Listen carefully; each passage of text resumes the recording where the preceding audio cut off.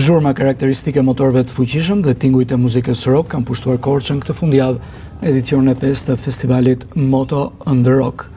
Motociklistë nga vende të ndryshme të Bashkimit Evropian dhe nga trevat shqiptare u mblodhen në qytetin Juglindor, ku sheshi kryesor i Korçës u zhndërua për 2 net në një arenë spektakolare që ndërthurte pasionin për motorët dhe muzikën rock.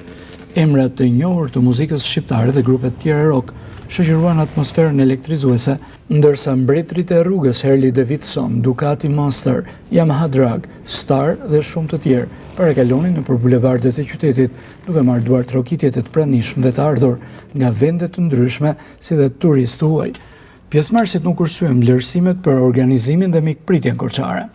Për shumë prej tyre, ky festival është jo vetëm një aktivitet që mbledh të apasionuarit të dy rrotave, por edhe një mënyrë për të promovuar turizmin dhe kulturën lokale.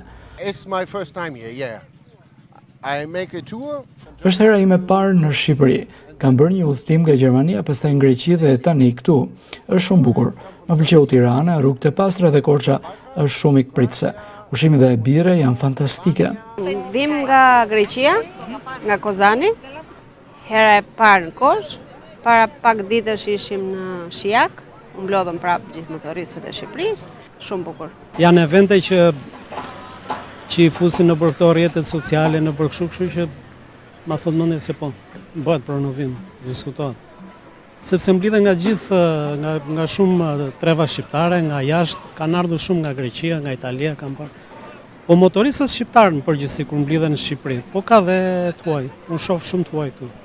Moto dhe rock tashmë është kthyer në një traditë të dashur për qytetin, duke shtuar një tjetër dimension kulturor dhe turistik për Korçën, qytetin që edhe këtë herë tregoi se di të mikpres, të vibroj dhe të jetë qendër e adrenalinës.